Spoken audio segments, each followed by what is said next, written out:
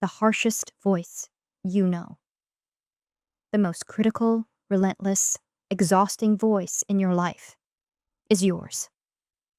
I am here to tell you the truth, and you need to hear it right now.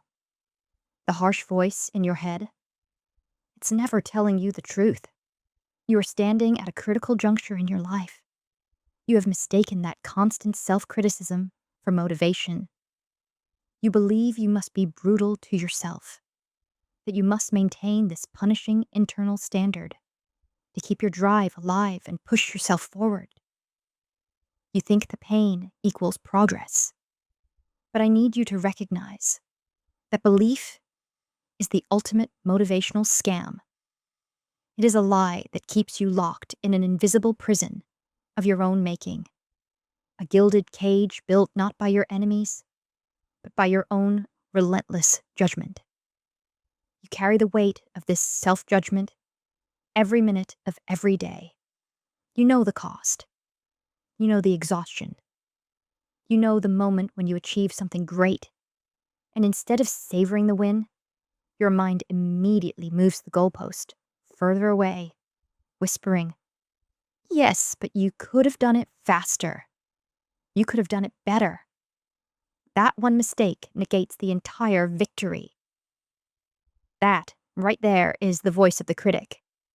This prison forces you into an endless, punishing cycle, a cycle defined by two core destructive mechanisms. The first is the lie of comparison. Your critic constantly forces you to look outside of your lane.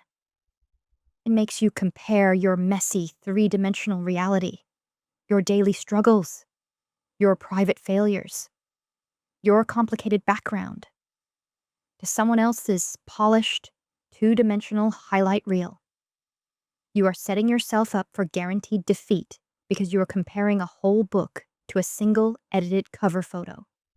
You are unique. Your timeline is unique. Your challenges are unique. Your history is unique.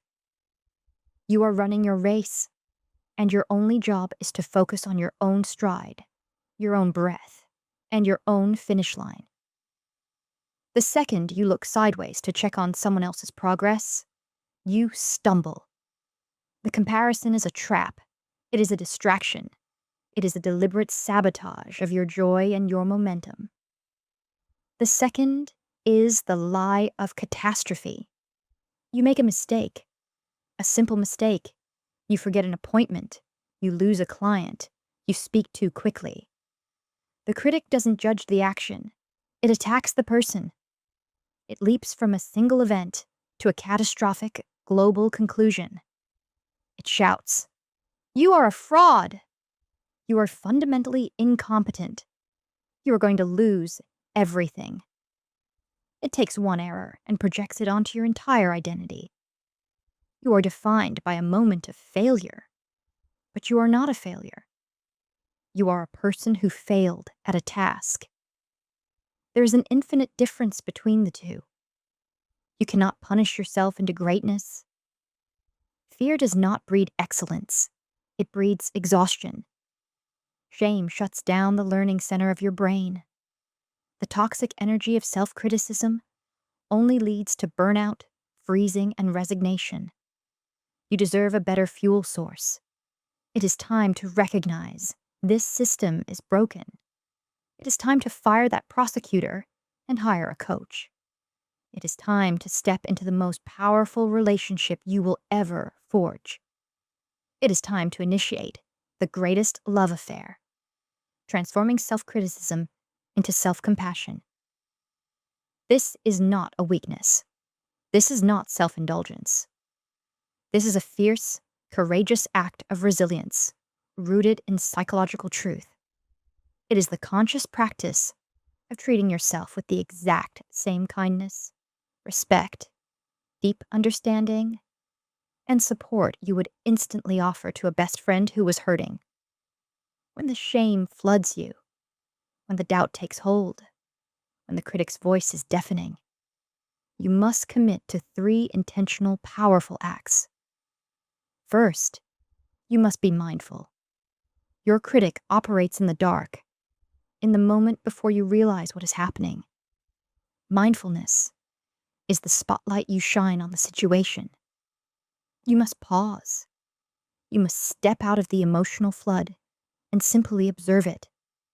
You are not suppressing the pain, and you are not arguing with the critic. You are simply witnessing the internal storm from a safe distance. Recognize the feeling. Give it a name. Say to yourself, I recognize this feeling. This is anxiety. This is shame. Don't elaborate. Don't judge it. Just label it.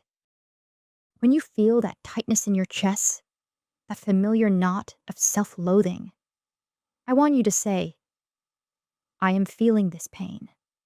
This is an emotional experience. This is an emotion, not a life sentence. This is an emotion, not a directive. You are creating critical space between the feeling and your reaction.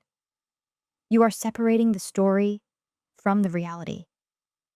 The pain is real, but the pain is telling you that you are uniquely broken, is the lie you must become the calm observer in the hurricane of your own mind. You must pause. You must breathe. You must witness your suffering without becoming your suffering. This practice of awareness is the first key to unlocking the prison. Without awareness, you have no choice. With awareness, you gain total power second. You must anchor yourself in common humanity. This is the antidote to the paralyzing poison of shame. Shame is the feeling that you are uniquely flawed. It makes you feel like you are the only one struggling with debt, the only one who didn't get the promotion, the only one wrestling with fear at 3 a.m. Shame thrives in isolation. You must stop believing you are the only one who struggles. You must understand that suffering is not a personal failure. It is the universal human experience. You must recognize that every person walking this planet, the titans of industry, the quiet heroes, the people you admire most, they all experience doubt.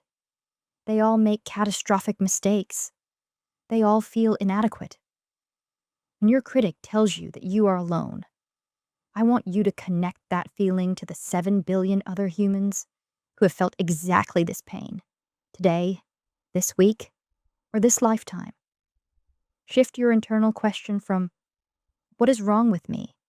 To, this is a human moment. This is what it feels like to be fallible, imperfect, and striving. You are not alone in your mess. You are simply human. Your imperfections are not flaws. They are the condition of your existence.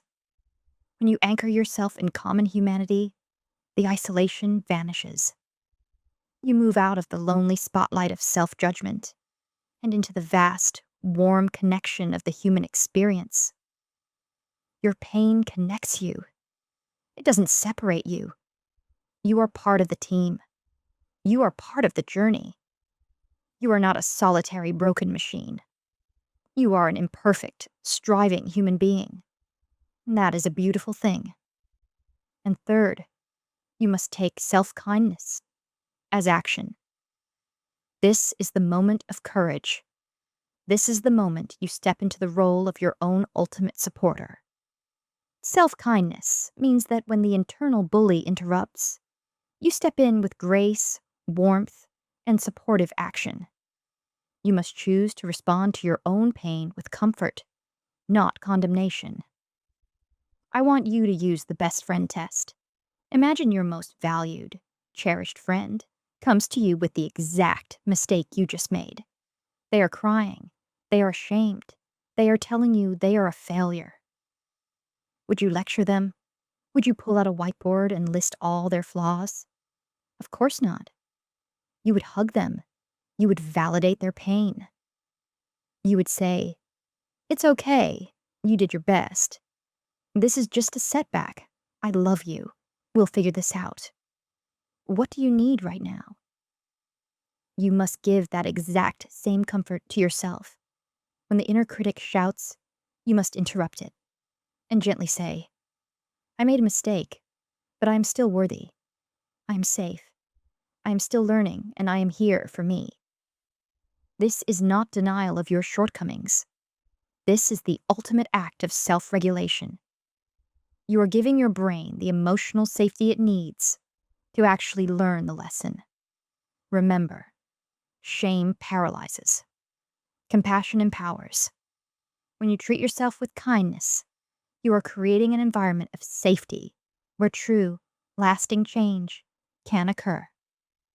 You don't need to be punished to improve. You need to be encouraged to try again. This greatest love affair is your ultimate competitive advantage. It is the fuel your resilience runs on.